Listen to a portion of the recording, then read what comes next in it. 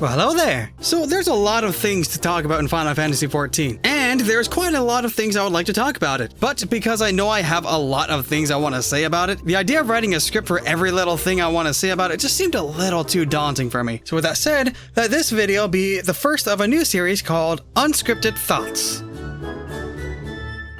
Now this series is going to be geared towards me being able to just simply say whatever, and I can just get along with my day and have it all just be done without having to stress about scripts or anything like that. So everything I say is just going to be coming straight from the tap, and we'll just roll with it and see how it goes. So for the first video of this series, let's talk about A Realm Reborn.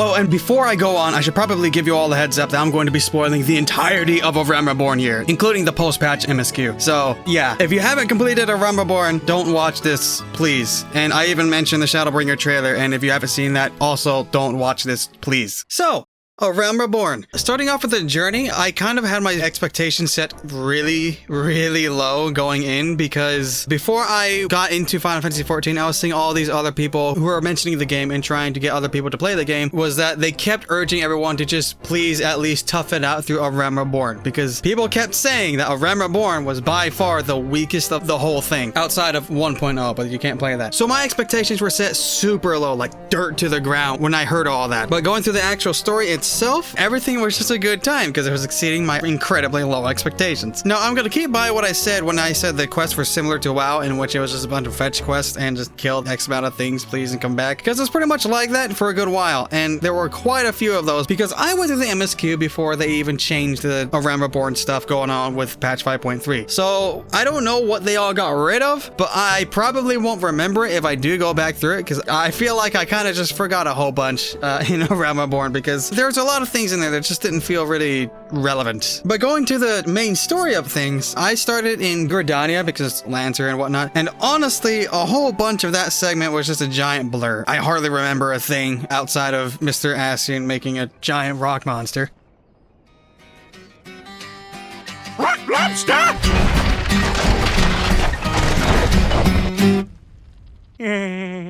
So that was a thing. Going along with that, you eventually get more acquainted with the Science of the Seventh Dawn, and they were a nice little crew. I ended up liking quite a bit of them. Papalimo and Yida were the first ones I met, and I really liked Papalimo in particular out of those two. Yida just felt kind of like, I don't know, empty-headed, just a bit reckless, you know, that type of character. So she was for me. Well, it's nice to see you too. Papalimo, I felt like he knew some things, and I kind of wanted to delve into his little noggin there, though I didn't get a whole lot of chances to really talk with him, so there's that. Then you have Thancred. I didn't know how to feel about him. I liked his swagger, but at the same time, I thought he was always getting into things that, you know, he kept biting more than he could chew. You'd best come along with us. I'll have you know I have the reflexes of a cat. And the speed of a mongoose. I dare ya!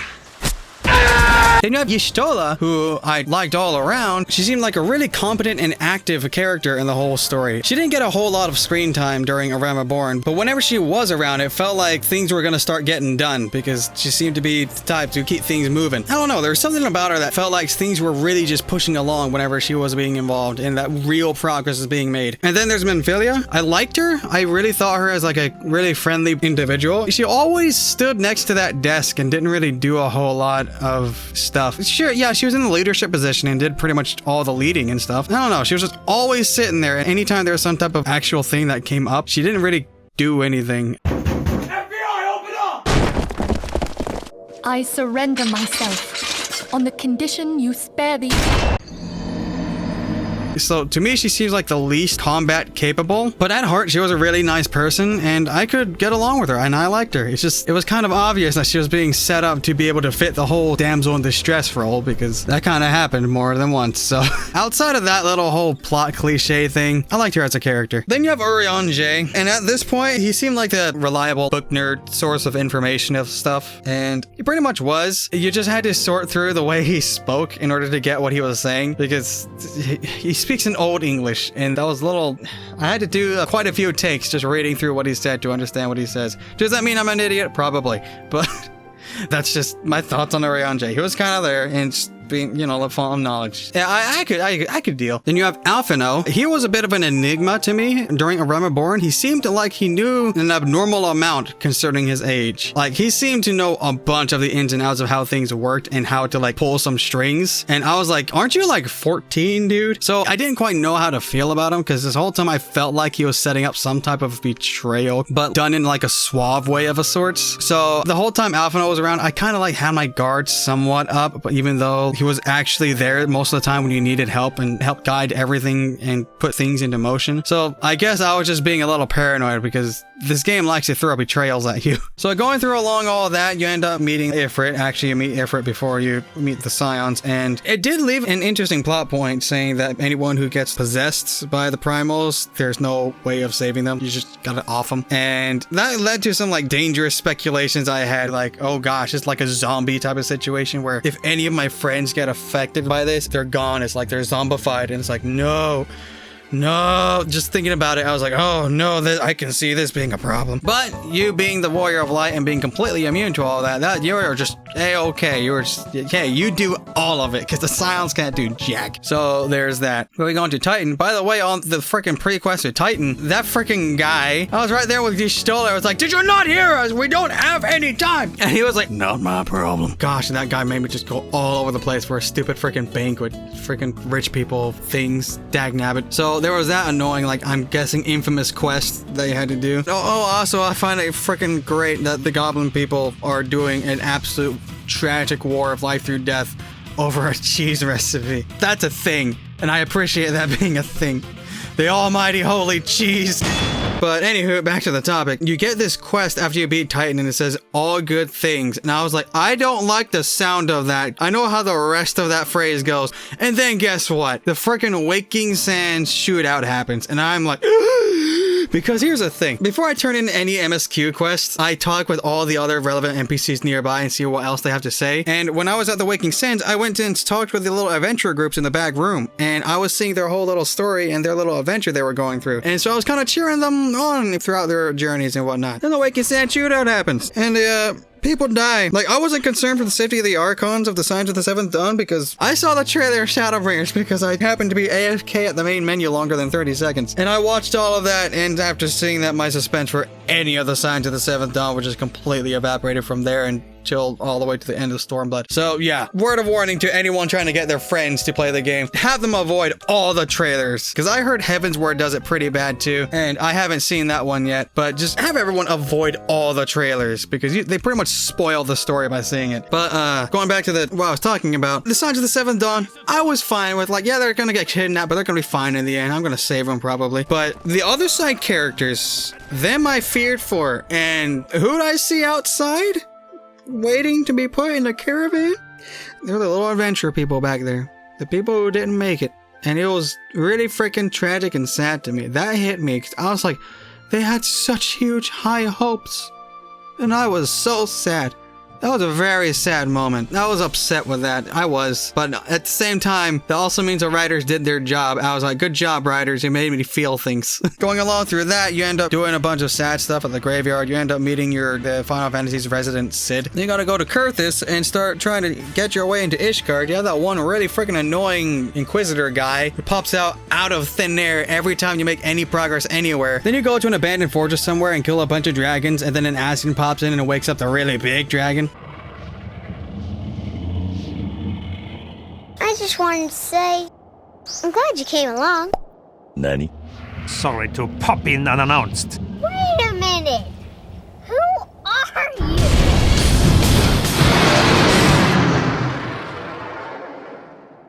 Well, off to visit your mother. You're my special friend. Kill the dragon, and then you get in the airship with Sid and Alphino, and then you go all the way to freaking somewhere. I think you go into Gridania, and then you gotta find some corrupted crystals, so you're going all over the place again. And that was a thing. I was like, ugh. More traveling around the world. So I had to do all that. Come back with the crystals. You end up fighting Garuda and all that stuff, and you go through things, and Garuda is like, I'm gonna kill everyone. And then you're just like, and then you go and queue for that trial, and you kill Garuda. And then the freaking Gaius von Belsar just sitting there on the side, just calling Garuda all sorts of expletives. And Garuda's like, I ain't having that! And just kills all the followers of everyone else. And then all the other people being sad and dying summons the other primals. And it's like, oh, hey, we got the whole party here. Then the Gundam Mechazoid Zord thing comes out of nowhere, and then he comes in, drops in the middle of them, and he's like, it's dinner time. And then he just grabs them all and bites their heads off like freaking animal crackers. And I'm like, oh! Well then, after seeing all that, we end up like start bolting out of there. Cause like, well, we can't deal with this thing. So then everyone like bunks their heads together. It's like, what do we do here? We're all stumped. And then something about like finding the scions in this other cash room. You and, what was it, Y'shtola get together. You, Alphino, Y'shtola, and I think there was someone else. They get together and they start planning a way to rescue everyone. Then you end up rescuing from the cash room. It's like, oh, we're doing, oh, friends. Oh, I see your friends. I expected it to happen because freaking Shadowbringers trailer. No, but it's real nice having to go in there and to save your friends. I really liked it. So we go on through there and we do the whole little jump off the cliff thing, and then we get in the airship and everything's all hunky-dory. And then it's like, oh wait, there's the Ascian down there. The darn Ascian guy. Then the Ascian shows there was like Thancred. When the Ascian took the mask off and it showed that it was Thancred, that made me start questioning the efficacy of the Shadowbringers trailer. I was like, wait, weren't you? Did I see another guy in the trailer? Wait, who are you? I'm confused. So that threw me for a loop when I saw Thancred being possessed. I was like, oh gosh. I mean, they did look different between the trailer and what's here. Wait, does Thancred die? So I was starting to like question things. So after going through some more shenanigans, we get some like armies people all together, and we end up invading the Praetorium. So we end up going through the cash room, and then we end up taking down overly obsessed Garlean, and then we go on further deeper. And then we fight the ultimate weapon. It was just, oh, there's big old stuff going on. And then we end up fighting Laha Brea at the end. We end up fighting him, beating the crap out of Thancred. Poor Thancred. I don't know how he's still alive after the amount of times I've stabbed him in the gut. And the way the ending cinematic was a little cringy to me. The whole like power of light and friendship going in, just doing like the whole little light dash thing. I was like, it's a little cringy right there. It's okay, but well, I'll deal, I guess. So we end up taking Laha Brea out with that. Then everyone starts collapsing. Oh, by the way, yeah, this is the raid where that almighty great quote by Gaius comes from. Such devastation! But after doing a little escape thing to my favorite music piece of all time, which is the Final Fantasy theme, freaking love that theme. I love it. I was like, yeah, we did it! We all like settle all happily ever after in A Realm Reborn. And I was like, hey, yeah, and then some Ascian roar thing happens. And it's like, oh no, suspense of the future. And then we get into the A Realm Reborn post-patch quest, which was, honestly, I really liked it because it felt like after A Realm Reborn, which is a bunch of world building, and now we have our feet on the ground. So now we can start getting rolling now that we have context of how the whole world works and whatnot. And we start the whole Crystal Braves arc with Alphino, which I thought had some really interesting twists and turns in it. So we ended up doing this whole investigation stuff all around the place. I can't remember a whole lot of details in depth, but I remember just the overall like underlying mystery of Crystal Braves. I don't remember a whole lot about post-patch of Realm Reborn in general. Then we see Moon Brita, who comes out of nowhere. It turns out she had a relationship with Urian J, which I thought was really interesting and helped Urian J become more of a relatable and interesting character, in my opinion. And after seeing them like bounce off, I was like, oh.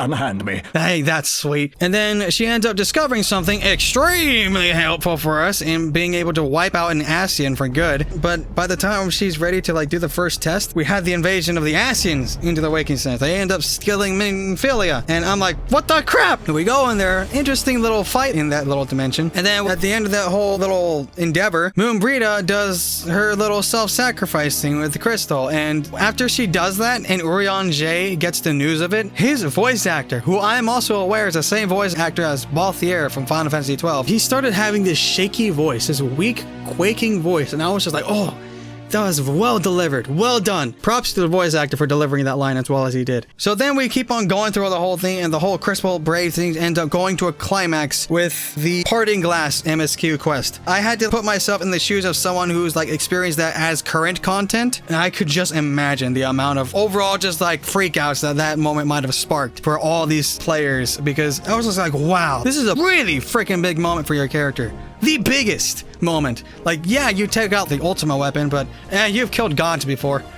Seeing this moment where your friends are theoretically dead, that's big stuff. And I applaud the writers for taking that freaking leap. Man, I really, really like that moment. I was like, this is well done. This whole betrayal thing, I like it. And freaking Robon, I forgot to mention even like Robon's such a Chad. During that moment when he believed that Nanamo was completely poisoned there. Oh my gosh, I just feel like I want to take a moment here to just say the cinematography in the in-game cutscenes is really freaking good. I love the cinematography that these game devs use for all of these cutscenes because it adds more life with all these dynamic camera angles, and I really appreciate it. Now, the reason I'm saying this is because that moment when he goes in to cut Teleji add a Leggy like a veggie, seeing red used that way and just darkening the background right at that moment, I was like, yes! I love that. I mean, it's freaking anime as all heck, but I love it because that was a very dynamic and well done use of in-game assets, being able to light things up in certain ways, and just seeing all of it take place like that, I was just like, man,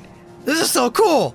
They got creative and artistic with it, and just seeing everything darken in the background as Robon is just in his rage. I've gone on way too long about that, but anywho, after I got his arm chopped off by Gilbert, I really wanted to shank Gilbert real bad. Like, I knew all the fingers were pointing to him for a good while for being like the traitor, but oh my gosh, I still hated seeing it like through and through. The freaking grin, that smug little smirk thing that those characters do, makes me want to just do things that is very angry and violent. But yeah, after that you end up going to your friend Harshafant, who I have yet to really say at all, but he's like the one guy who actually gets you a footing into the whole Ishcardian society. But anyway, we end up sitting with Alphino, who is very, very, very, very sad and broken at this point, and I was feeling really bad for him because technically it was his fault in a sense for getting it together to begin with, but at the same time it wasn't. I don't know, it was a rough situation. I wanted to be there for him. That's all I wanted to say. I'm not a good friend, I'll just be there, but he was like the only person we had. It was like, you know what, we'll get through this together. That was when like some serious bonding started happening with Alphino, because Alphino up to this point, he seemed kind of like the behind the scenes guy, the guy who was really pulling all the strings in the background. But after that whole fiasco, it reminded me that he's still just a kid, just trying to figure out things for himself. He just happens to have a lot of money and power and a good name to be able to do all that. But yeah. Oh, right! I was gonna end it right there, but I forgot to mention how I feel about Tataru. Tataru, don't know how you want to pronounce it, but Tataru, I don't know. Her first impression, she's like singing all happily when she's like doing work and whatnot. Oh, she's an adorable little thing, and she's probably the hardest working out of the lot, because I don't think she gets a break. Like, granted, all the Archons are constantly busy as well, but she's constantly doing all the technicalities of things and all the paperwork. I don't think she gets all the credit that she deserves, because good lord, being able to do all that and still keep a smile on her face. Oh, she's the embodiment of like the work ethic. Oh, she's great. I love her. She's freaking adorable. Now, after I saying all that about A Realm Reborn, how do I feel about the whole thing altogether? The story itself was pretty good and decent. However, it wanted to opt in for more world building by throwing in a bunch of different side quests and side stories within the main story. And to me, that kind of felt a little jarring at times, because those side stories range from really interesting to really dull and boring and stuff I wouldn't really care about. So it was a really mixed bag as to what they tried to do here and there. It was not the best and most fluid experience, but looking at the actual core of the story, I really enjoyed it. It wasn't super mind-blowing, but overall the story I think is really enjoyable for A Realm Reborn. Not the best of the lot, it's just I wish it wasn't slogging itself down so much with all the filler quests. Now granted, it could be different now, I don't know, but from my experience, it was really slow. Also, it doesn't help that I started off as a Dragoon or Lancer, where you want to get like 3 abilities until like level 40 or something. I forget. It was rough. That was a rough start. Outside of all of that, like I'm sure I glossed through a lot of stuff. Like there's a lot of stuff I probably just went right on over. But that's all I can say for it as of right now. I had a decent time with A Realm Reborn. Wasn't the greatest thing ever, but I had a good time. And as for how I'd classify the story, well, felt typically Final Fantasy, honestly. It felt like a Final Fantasy story through and through. You had like a bunch of magic people struggling against the high-tech, oppressing Imperial people, the Empire. Friggin' the Empire trope is like all over the place in fantasy. But yeah, I had fun. I had fun with it, and it got me absolutely hooked to keep on going for Heavensward, which is a whole nother doozy of stuff. So with all that said and done, I think I'm going to end my whole A Realm Reborn rant here. Thank you all very much for watching and or listening, and I hope you have a wonderful life. And don't click links. Take care, folks.